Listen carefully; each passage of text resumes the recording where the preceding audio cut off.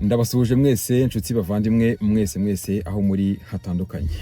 Muri iki gitondo muri background turi kumva akaririmbo keza cyane k'umuhanzi Dusabe Alexis. Ni indirimbo yise Ibyiringiro, akaba ari indirimbo yasohotse kuri album ye ya mbere. Hari indirimbo nyinshi cyane kandi nziza, hari indirimbo Umuyoboro, hari indirimbo yitwa Ni kukiturira, indirimbo ari ku ngoma, indirimbo nk'iyi ngiyi turi kumva Ibyiringiro, indirimbo ya Zaburi 23 cyangwa se 23 n'izindi ndirimbo nyinshi cyane twakunze muri kira gihe Alexis Dusabe yaturirimbiye. Ni indirimbo nziza cyane, iyi niyo ngewe nkunda, Ibyiringiro.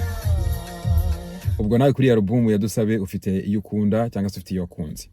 Nkuko nabivuze rero kuri post yanjye ya Facebook ndetse na Instagram, uyu munsi ndabaganiriza kuri uyu muhanzi wanditse amateka akomeye mu Rwanda ndetse no mu Burundi.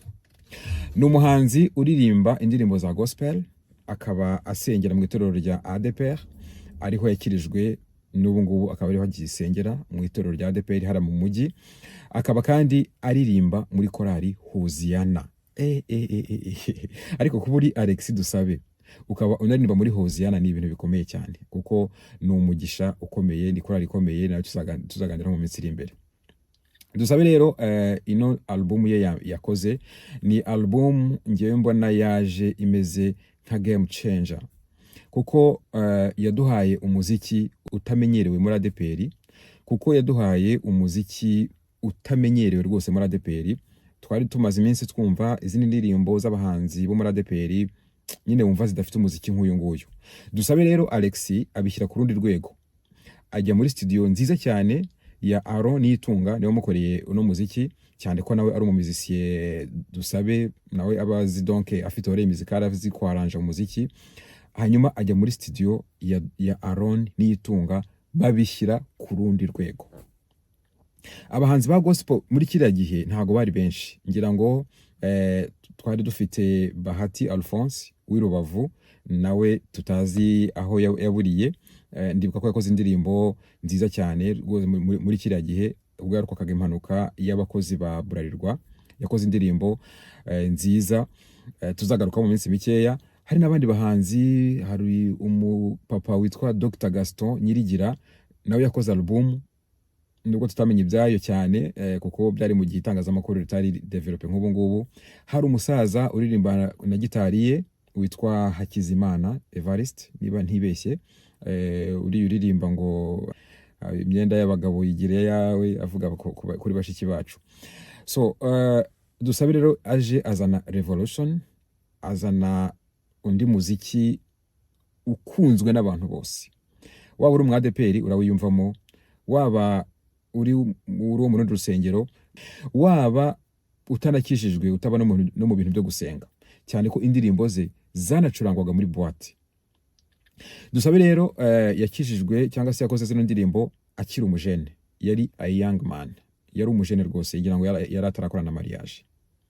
Mu by'ukuri muri kiriya gihe kuri level ariho y'ubu star cyangwa se kuri level ariho yo kumenyekana, yashoboraga guhura n'ibigeragezo byinshi cyane bitandukanye, byamuvana mu gakiza, byamuvana muri ADPR, byamuvana muri gospel, akajya kuri izindi ndirimbo zisanzwe, cyane ko muri kiriya gihe cye iyo movement yari ihari y'abahanzi bareka kuririmba gospel bakajya mu ndirimbo zisanzwe za secular music. Ariko Dusabe yabaye donc yastikinze ku Mana, aguma mu gakiza, aguma mu rusengero, akomeza gukorera Imana mu rusengero muri korali Hoziyana, ndetse nawe ubwe akomeza gukora ibitaramo bijyanye n'indirimbo ze na promotion y'indirimbo ze mu Rwanda. Yakoze byinshi ndetse ni Burundi n'ahandi hatandukanye.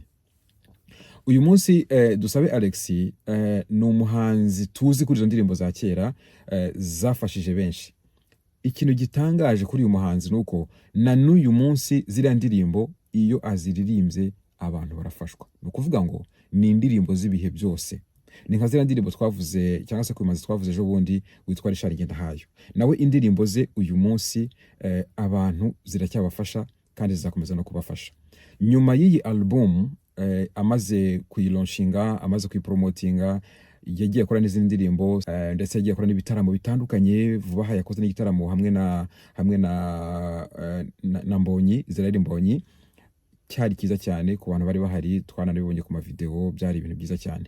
Dusabe Alexis, ngewe ikintu muziho gikomeye nuko ari umuntu ukomeye cyane ku gakiza ke.